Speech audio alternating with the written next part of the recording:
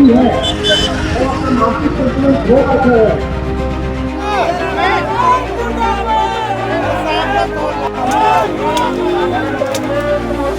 हम बिलासपुर जिले के देवकीनंदन चौक के पास है, जहाँ पे नेता प्रतिपक्ष चरणदास महंत का पुतला दहन किया जा रहा है। आपको बता दें, भगवा ब्रिगेड के द्वारा यहाँ पे नेता प्रतिपक्ष चरणदास महंत का आपको दिखाएंगे तस्वीरों में कि इनका पुतला दहन किया जा रहा है। आपको बता दें, उनके बयान के बाद से छत्तीसगढ़ में काफी चरणदास महंत का विरोध किया जा रहा है। वहीं अब बिलासपुर के देवकीनंदन चौक में आप देखेंगे कि चरणदास महंत का पुतला दहन किया जा रहा है। आपको बता दें कि लगातार विरोध प्रदर्शन यहाँ पे किया जा रहा है। इसके साथ ही भगवा ब्रिगेड के द्वारा यहाँ पे आप देखेंगे कि चरणदास महंत का पुतला दहन किया जा रहा है। ये लोगों से बात करने का प्रयास करेंगे। प्रदेश के अलग अलग जिलों में आपको बता दें कि चरणदास महंत का बयान के बाद से यहाँ विरोध प्रदर्शन किया जाता है।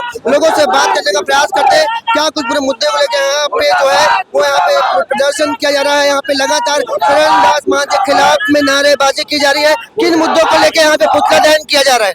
चरणदास महंत जी का पुतला जला रहे हैं क्योंकि ये जो सनातनी संत जो हमारे जो संत है पूज्य धीरेन्द्र कृष्ण शास्त्री जी और रामभद्राचार्य जी के ऊपर ये उल्टा सीधा टिप्पणी की है। ये सिर्फ सनातनी संतों पर टिप्पणी कर रहे हैं। रामभद्राचार्य जी और पंडित धीरेन्द्र कृष्ण शास्त्री जी हमारे शान है, सनातन की आन बान शान है। उनका कोई अपमान करेगा, सनातनी संतों का कोई अपमान करेगा तो हिंदू समाज चुपचाप तमाशा देखने वाला नहीं है। आज तो सिर्फ पुतला जलाए हैं। चरणदास महंत को बिलासपुर शहर में घुसने नहीं देंगे। जरूरत पड़ी तो जूते चप्पल से भी स्वागत करेंगे। ऐसे व्यक्ति का काला झंडा दिखा करके स्वागत करेंगे। आप लोग क्या चाहते हैं? आप लोग क्या चाहते हैं? आप लोग हम चाहते हैं कि चरणदास महंत जी माफी मांगे, सनातनी संतों से माफी मांगे, सनातनी समाज से माफी मांगे। क्योंकि जिन हिंदुओं के वोट से ये सत्ता पे ये जीतते हैं, चुनाव जो जीतते हैं ना, ये उन हिंदुओं से माफी मांगे और माफी मांगे सनातनी संत से, सनातनी समाज से, ताकि दोबारा कोई भी व्यक्ति, कोई भी नेता, चाहे वो किसी भी पार्टी का नेता क्यों ना हो, वो सनातनी समाज पे टीका टिप्पणी ना कर सके। क्या लगता है क्यों ऐसे बयानबाजी की गई होगी? ये लगातार चुनाव हारने के कारण सठिया गए हैं।